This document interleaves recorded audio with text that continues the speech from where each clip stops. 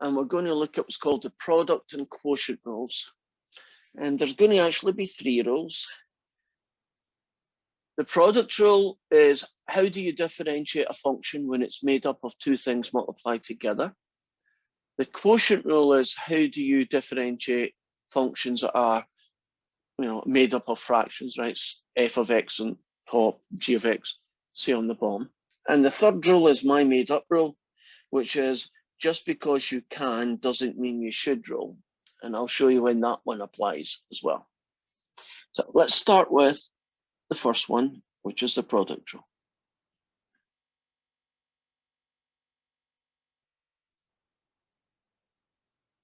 What it says is, suppose you have a function y and it's made up of 2 guys multiplied together, f of x times g of x. Then its derivative can be found by using this formula.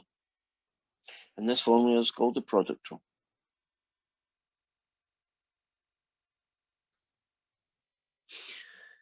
And it can be proved, and it has been shown. And if you're really interested, go online and you can watch videos of people proving it to you, or you can read it in the textbook and see a proof of it.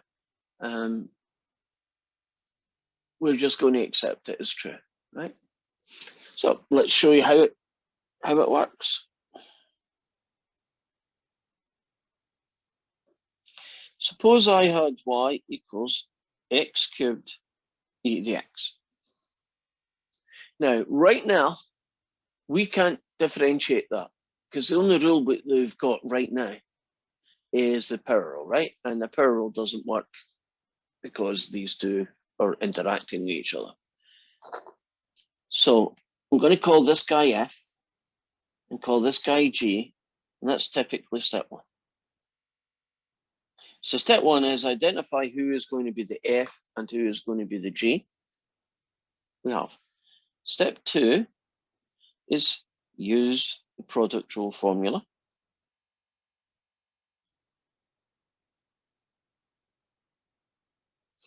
In this case, it's going to be the derivative of this fella, which is 3x squared, times leave that alone, plus leave the first function alone and differentiate that guy with respect to x. So you get that.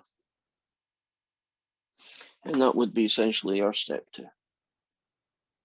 So step 2 would be use the product rule to get the answer. In fact, that's the only bit of calculus that we're doing. Everything else, and most of your time, is going to be devoted to style points.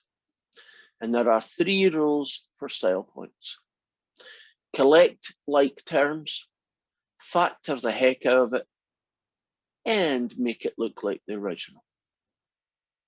Now, we've only really been using step 3, make it look like the original. But now we can start incorporating some of the other 2. When you look at this, is there anything you can do to make it prettier? Take out the 3x squared plus x to x cubed. Well, I can say that again. Undistribute it. Undistribute the undistribute, right? Squared. Factor it. Okay, factor. I gotcha. That's right. what it's called. That's the word you were looking for. Factor e to the x. Can you factor more than e to the x? Have another look. X squared. Agree. And what that leaves me with is basically a 3 plus an x. And we, meaning me, I guess, I expect you to do that to every question, to make it look pretty, to do style points. And a couple of reasons why we need this. First one is that in mathematics, everybody does that. It's kind of accepted, right? Like, you don't need to be told now that 2/4 should be called a half, right? If you did a question, you would just do that because you know that's what you should do. So I want you to get into the habit of you should always make things look pretty, right? Style points, as I call it. Factoring is a big issue. You're going to do that a fair number of times. So the first one is because everybody does it. And that way we all end up getting the same answer, so it's easy to compare. And the second reason is that you can actually get more information out of this guy than you could out of this guy. When you do derivatives, one of the things derivatives can tell you is the tops of hills and the bottoms of valleys. You know, if a function, say, looks like that, isn't the derivative at the top and bottom, at hills and valleys, don't they have a derivative of 0? Now, if you factor the heck out of something, shouldn't you be able to tell what the x coordinates of where the zeros are? In other words, you should be able to tell the x coordinates of the hills and the valleys, technically. I know there's things called horizontal point of inflections, but most of the time it's going to be tops of hills, bottoms of valleys. Would you agree there's an x equals 0? If you made x equals 0, this would be 0. What's the other value of x that would make this derivative equal 0? X equals 0 and? -3. -3. Now, I know that by looking at what makes this 0, right? Now, if you'd left it like this, you probably could have guessed that at x equals 0, the derivative is going to be 0. Would you agree it would be much harder to figure out that -3 was also going to do that? And one of the things that you tend to find or use from derivatives is when are they 0? When is a derivative 0? Because that's very often one of the most important places on a curve you're interested. You know, curves that go up and down, aren't you kind of interested where they change? And so style points, I'm trying to sell them, you need them. Now, will web assign, accept that? Probably it will. I still expect you to do that anyway, because you do a test. If I don't see that, you're going to get dinged. So you might as well just get into the habit of doing it. Now, WebAssign will accept that, right? It will take this answer as well. So it's not like you're going to get marked wrong because you made style points up, right? It's, God forbid it did that to you. Okay, first guy. Let's look at another one. How about y equals x cubed plus 3x squared 2x plus 1. And I'm going to call this guy F, and I'm going to call this guy G. Then its derivative, F dashed G plus F of G dashed. If you differentiate this fella, you'll get 3x squared plus 6x, and then you leave this guy alone, you get that. If you leave the first guy alone, you get that. And if you differentiate this guy, you get 2.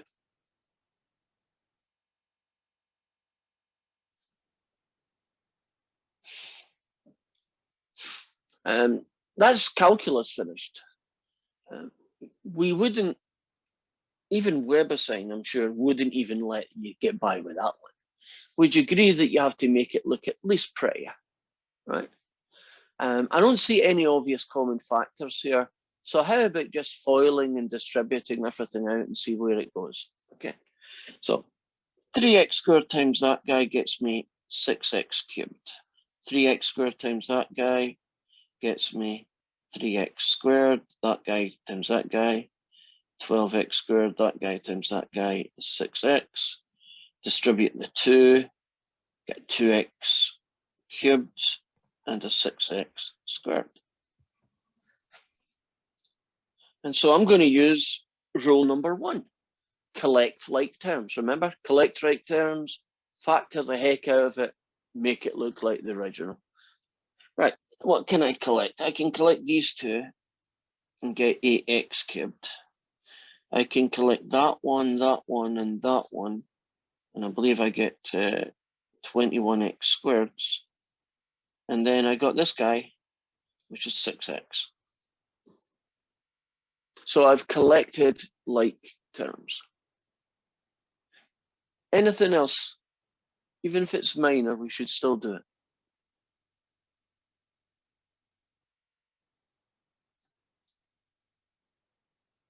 Can I factor the heck out of it? Even a little bit? Yep. What should I do then? Looks like you could take. You could just take the x out of it. I don't Yeah, think you can. sometimes you can't get much else.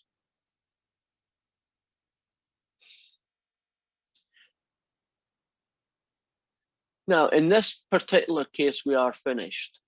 But can you imagine in a different world with a different combination?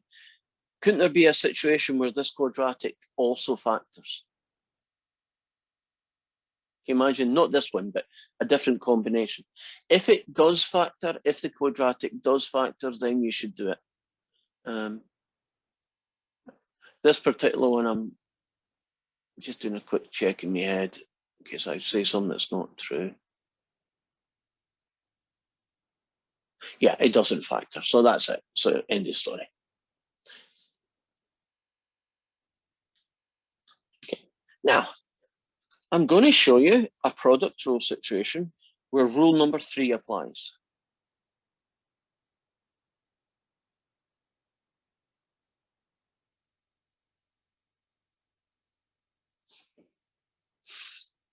Would you agree it's a product, so the product rule could work?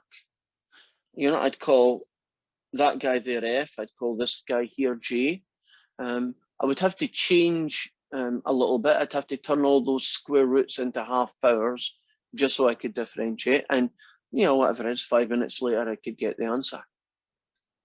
But just because you can do that doesn't mean you should rule is kicking in here.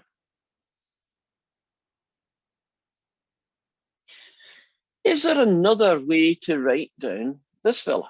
Is there a better way, in fact, to write down this fella?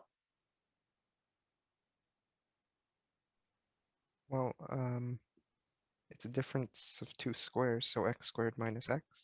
Yes. Oh, then its derivative is that.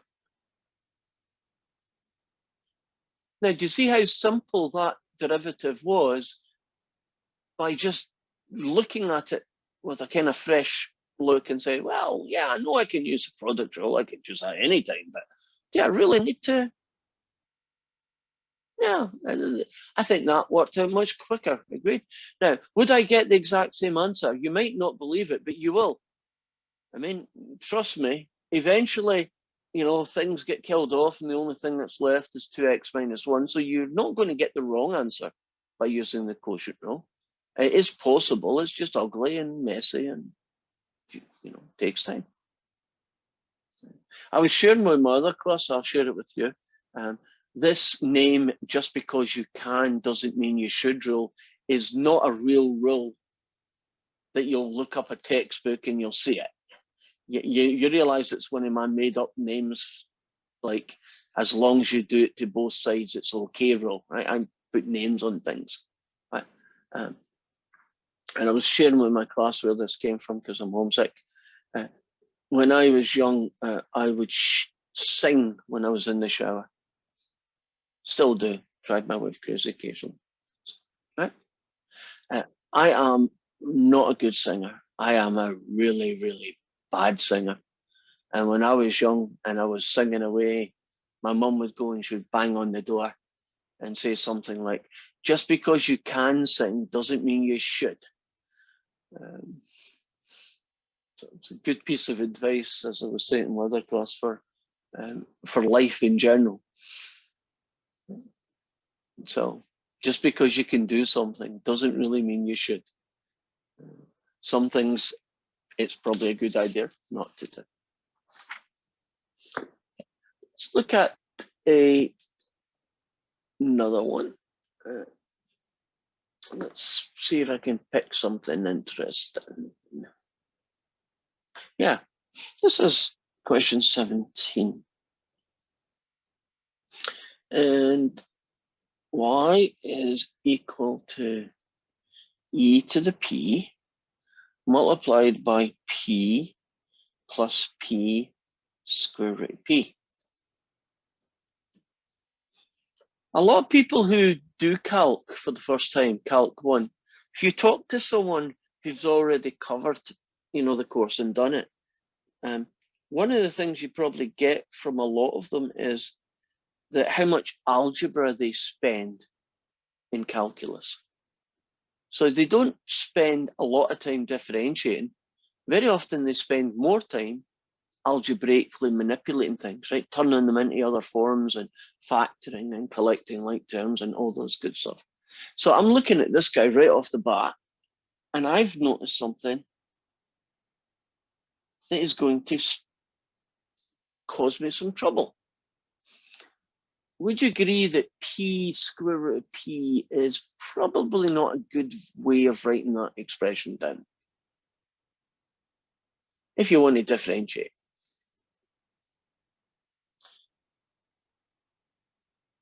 Are you okay with p square root of p being the same thing as p to the power of 3 halves? Can you see what I've done to make that happen? Isn't it basically p to the 1 times p to the half? Put them together, 1 1/2, 3 halves. Now it's time to do the product rule. And I'm now going to do that. Is it okay now for me just to call it f dash g plus f of g dash without putting all the bracket p's or bracket x's in?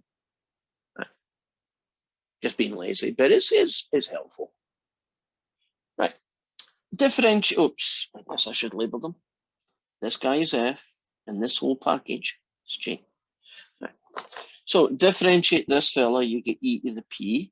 Leave this guy alone. Plus, leave the first guy alone and differentiate this fella. So you get 1 power rule, multiply by the power and reduce it by 1. You get that.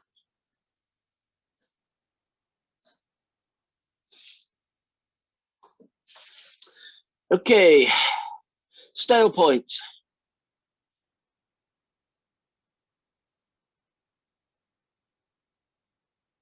Any suggestions for how to make this pretty?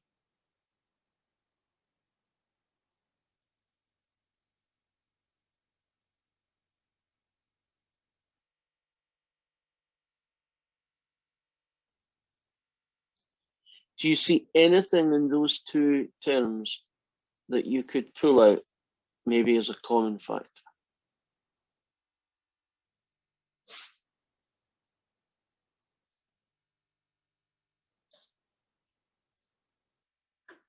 Any ideas?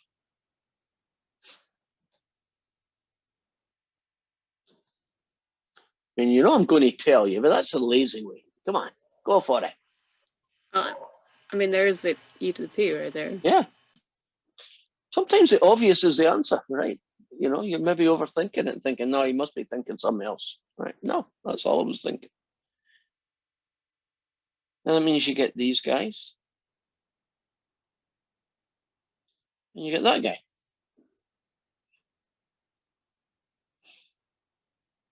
You probably do not need this, but I'm still going to do it.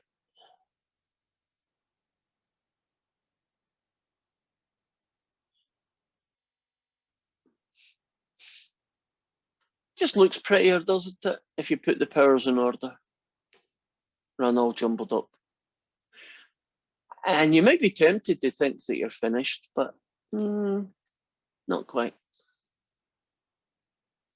Isn't one of the 3 rules of style points make it look like the original? You say the original? That doesn't look like the original yet, does it? So, in particular, that guy and that guy, right?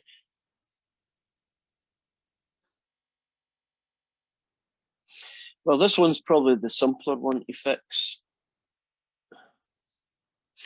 What about p is the 3 halves? How could you write that guy so he looks like the original?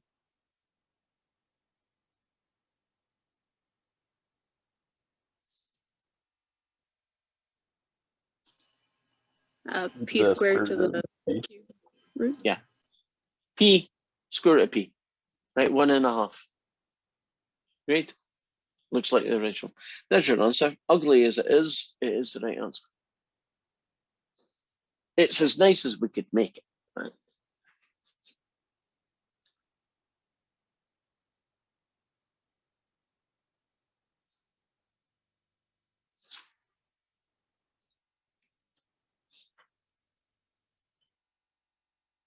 Are we good? Here is a question 13.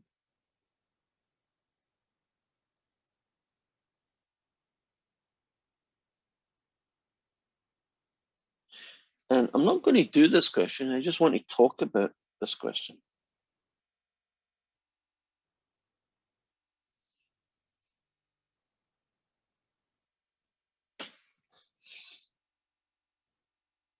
Definitely a product rule. Right, it's two things multiplied. So the product rule will work and you will get the correct answer and we don't have any problems with that. Is there an alternate route to get the derivative?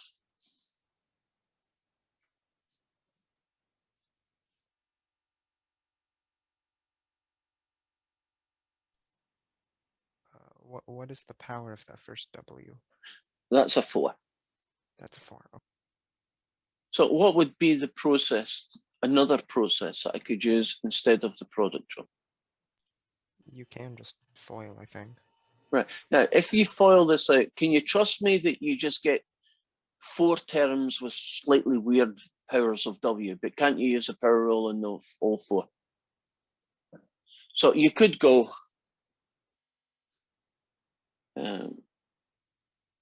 product rule, or you could just FOIL. I'm making a guesstimate here. I think the FOIL ends up being less work. You could try both and figure out yourself. So that one is just because you can doesn't mean you should draw. So always have a look and say, do I really need to use a product rule? Or would it be less work if I just FOILed it out and did the derivative to, the answer? So let's look at the second one now, the quotient rule.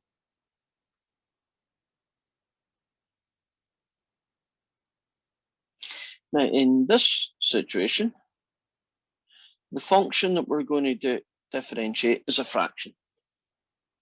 F of x over g of x.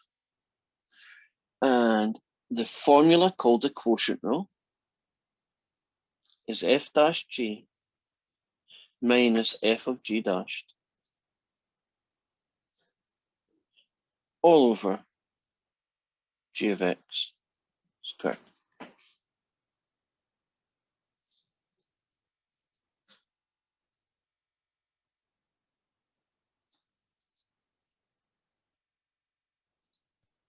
Okay. Now, let's do an example, show you what that might look like.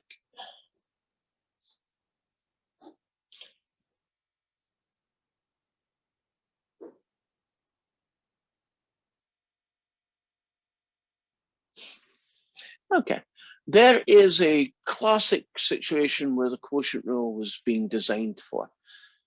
We couldn't differentiate that yesterday because the only rule we had yesterday was the power rule. And can you see there's not really any useful way of manipulating that would allow the power rule to be applicable. So, top guy is F, bottom guy is G. And the quotient rule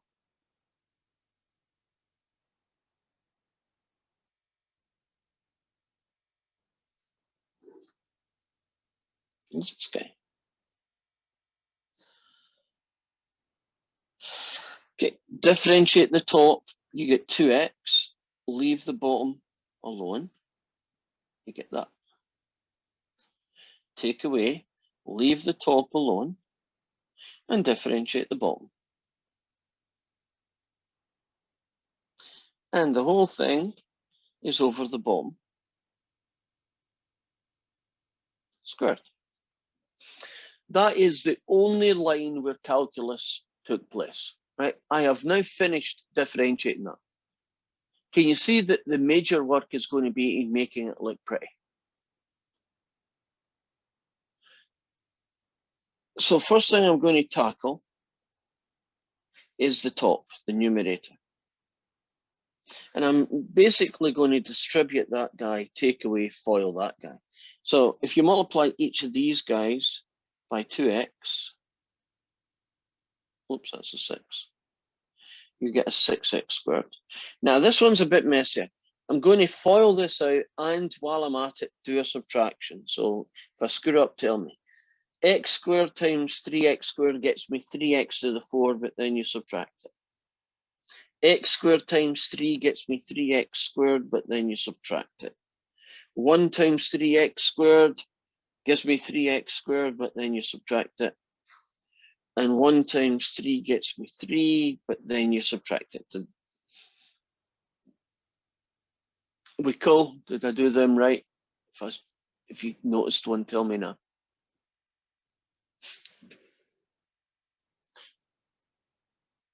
So I'm going to be using the first rule, and the first rule is collect like terms. So let's see what I got. I got a 2x to the 4, take away in 3x to the 4, so what's that? Negative x to the 4. I've got 6, take away that one, take away that one. Oh, that's nice, they disappear. And I got negative 3. And that's it. I don't think I can say anything. Right, sometimes that's what you get is what you get. Are we good with that question? How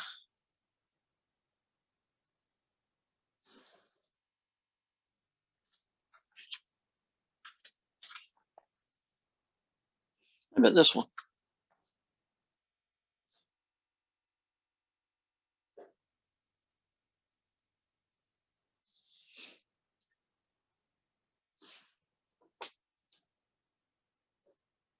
There's the f.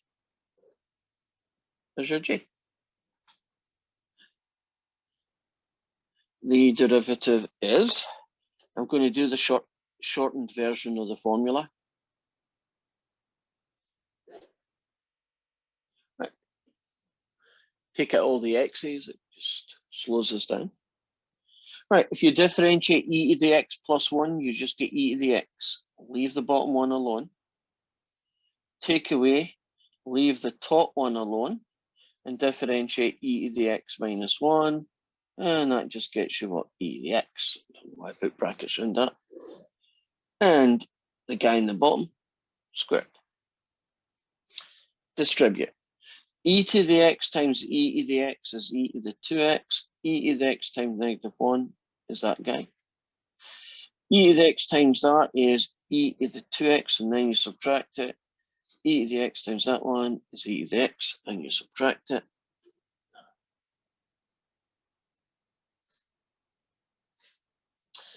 They two kill each other off. Those two join together.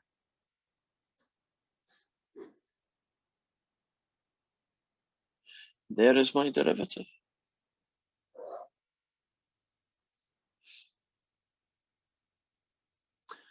Now, if I wanted to know where this original curve had a hill or a valley, I would be looking for when is this derivative 0? And the answer is it's never 0. And you might think, surely the top can be 0. No, ain't going to happen. There are other places. Aren't we sometimes interested in vertical asymptotes? Or at least where curves go vertical?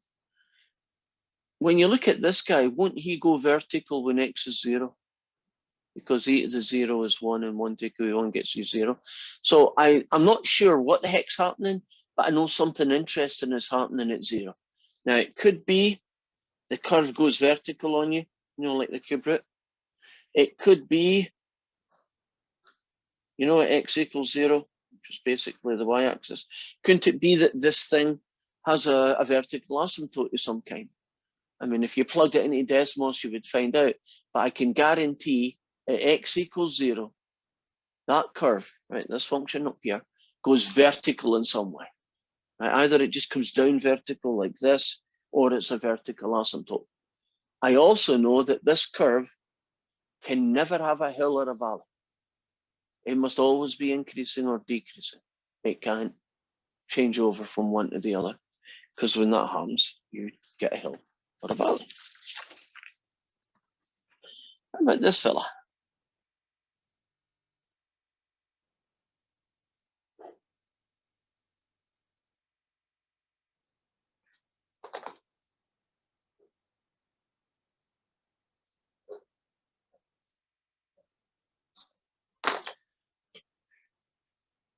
Oh, I'll put little brackets in it, I guess.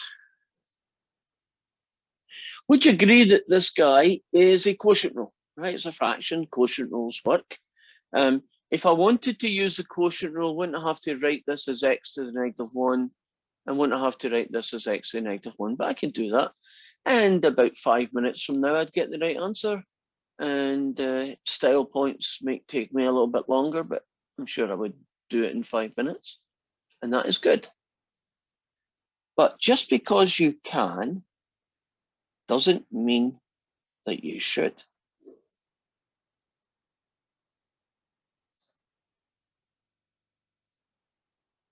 I am going to multiply this ugly fraction by x over x, which is just a special version of 1.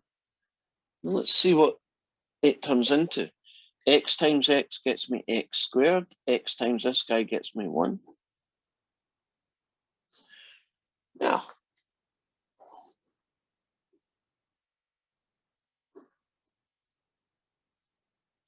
this fella is mathematically equivalent to this guy. Would you agree that this fella is much easier to do the quotient rule with? So just because I could use the quotient rule on this, we always just have a look out and say, I wonder if I could do something to make my life easier, if I could fix it or change it. In the product one that we did, remember when you fixed it, you didn't even have a product rule anymore. You just had x squared minus x, and that was done. Sometimes you get lucky and that happens. Other times you get things like this. But that's still quite nice, and I like that. Are we good with the product and quotient rule? Do you feel comfortable about how to apply them? Right. At least they're formulas, right? Product, use one rule. Fraction, quotient, use a different rule. Style points, well, hopefully we'll get lots of experience to be good at that. So let me show you some other uses of the product rule. I want to do the derivative of that guy, to which you should say, but I can't. Now, you might hope that the answer is e to the 2x, because you know when you differentiate e to the x, the answer is e to the x. And you might hope that that's what's going to happen here, but there's no guarantees that the derivative of this is e to the 2x. In fact, it's not. So you might think, I wonder how they discovered what the derivative of e to the 2x is, considering that we're quite limited with the rules. Power rule, product rule, quotient rule. Well, there it goes.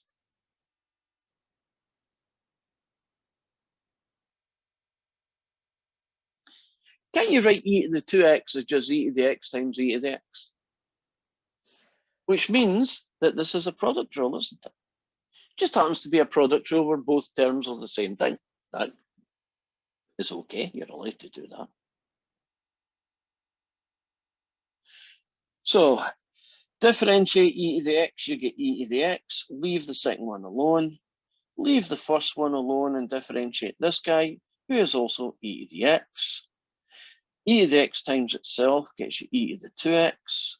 E to the x times itself gets you e to the 2x. The answer is that guy. So the derivative of e to the 2x is in fact 2 times e to the 2x. Don't know if you thought that might be the case, but that is the case. And what would typically happen in mathematics is that people would try e to the 3x.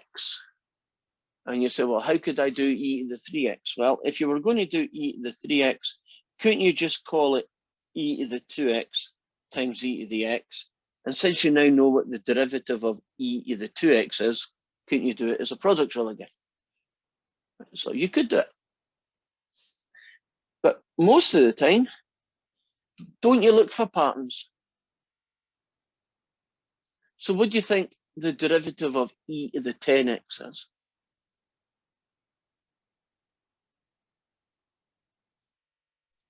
Any to the 10x? I didn't catch the first bit. You said something else, I think. With a 10 at the front. Agreed. That's the answer. Does that kind of make sense that there's, if I did e to the 3x and told you it was 3e to the 3x, you'd probably notice it, right? So can you imagine what mathematicians do? They say, okay, I want to know what this guy is. I want to know what that guy is. No, I don't want to have to do this every single time. Is there a pattern here? Yeah, there's a pattern. That guy is this guy. And now that you've got a pattern, you then have to go and prove it using all sorts of clever math. But knowing the answer and then proving it is just to make sure that it's valid for every situation. How about this fella?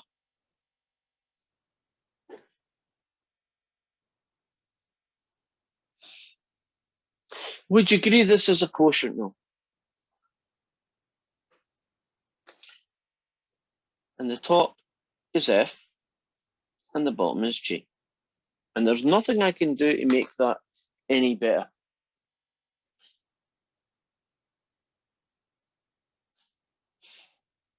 So it's F dash G, take away F of G dashed over G squared.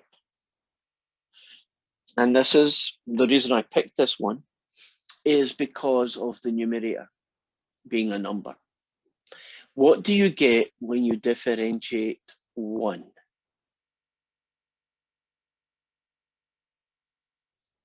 Yeah. So you're going to get 0 times that guy, take away 1 times that guy, all over the bottom squared. And the final answer ends up being that.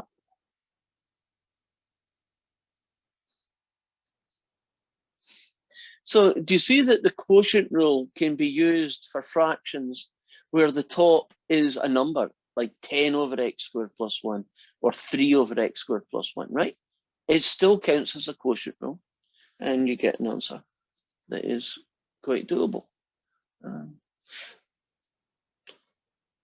Where will this function, right, this guy here, where will this function have a 0 derivative?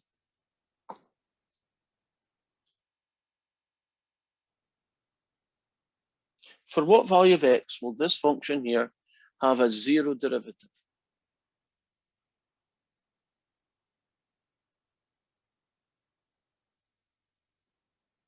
Yes.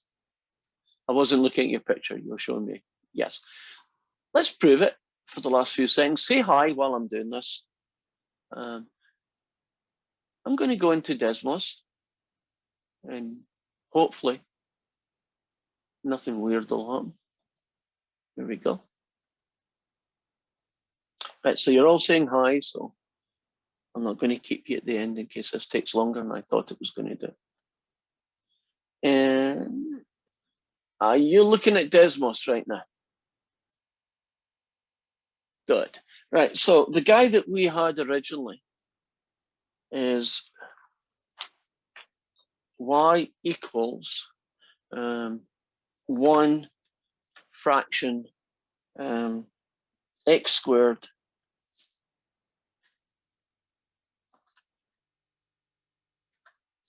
plus 1. And didn't we say that there's a 0 derivative at x equals 0?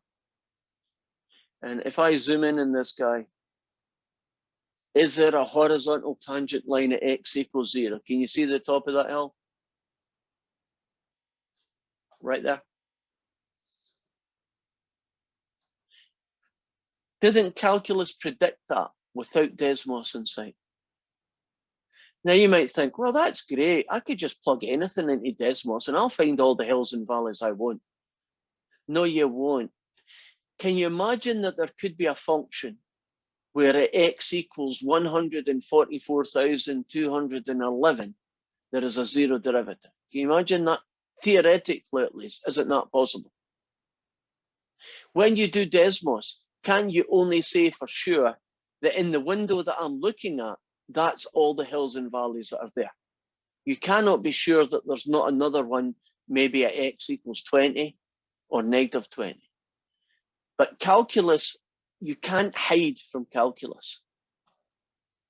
If you've differentiated it correctly and factored the heck out of it, won't you be able to tell when is it going to have a zero derivative? Right? And zero derivatives happen when the top is zero, right? And I can tell looking at this that there's only one place where the derivative is going to be zero, and that's it.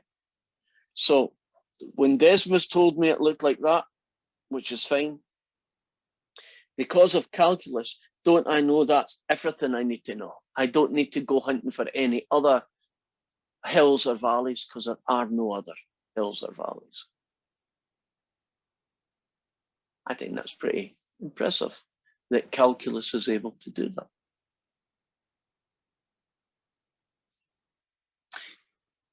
Any questions? We learned some